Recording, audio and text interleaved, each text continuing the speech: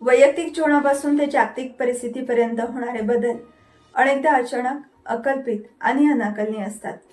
मानवी जीवन इतकं अशाश्वत आणि अनिश्चित आहे की कधी काय होईल ते कोणीही सांगू शकत नाही. तथागत बुद्ध म्हणाले होते की जग अनित्य आहे.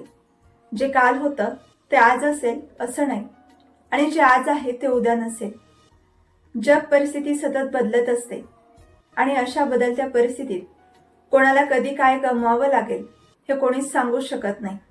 पण एक गोष्ट कायम आहे, जे भोगावं लागणार ते भोगावंच लागतं. मात्र त्यात अडकून बसण्याची गरज नाही.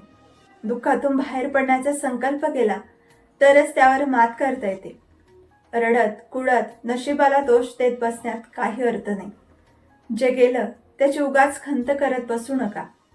म्हणूनच तुकोबाराय म्हणतात, हरपल्याची नका चिंती, धरू खंती वायाचं. जे हरपलं आहे त्याची उगाच चिंता करत बसू नका, खंत करत बसू नका. कारण खंत करून, चिंता करून जे हरपलं ते पुन्हा मिळणार नाही.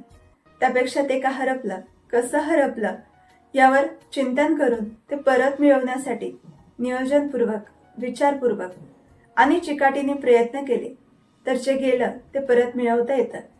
हे आपल्याला छत्रपती शिवाजी महाराजांच्या जीवनातून लक्षात येतं. नैराश्याच्या गर्दीतून बाहेर या, दुःख कुरवाळत बसू नका. दुःखाला आपल्या मनावर हावी होऊ देऊ नका. संकटात उभं राहणं हीच खरी ताकद आहे. साने गुरुजींच्या आईचं निधन झालं तेव्हा गुरुजी म्हणतात की मी भारत मातेच्या सेवेकडे दुर्लक्ष करू नये, म्हणूनच माझी आई मला सोडून गेली.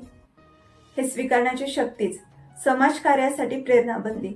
इतिहासात अनेक उदाहरणं आहेत. दुसऱ्या महायुद्धात जपान संपूर्णपणे उद्ध्वस्त झाले. नागासाकी आणि हिरोशिमात तर मृत्यूचं तांडव माजलं. अणुकिरणांनी अशी अवस्था झाली की जे मेले ते सुटले म्हणावं इतकी वाईट परिस्थिती किरणोत्सर्गाने जे जिवंत होते त्यांची झाली. तरीही जपानने हतबल न होता कंबर कसली, हिंमत धरली आणि राष्ट्रीय चारित्र्य निर्माण केलं. अल्पावधीतच जपान अमेरिका व रशियासारख्या महासत्तांशी टक्कर घेऊ लागला. जपानने संकटांचं रूपांतर संधीत केलं. राखीतून नवीन जपान उभा राहिला. जे घडणार असतं ते घडतंच, पण आपण ते ईश्वरावर सोडलं तर त्याचा त्रास होत नाही. म्हणूनच तुकोबाराय म्हणतात, तुका म्हणे मोकळे मन, अवघे पुण्य याणावे. आपलं मन मोकळं ठेवा, तेच पुण्यकर लाभदायक असतं.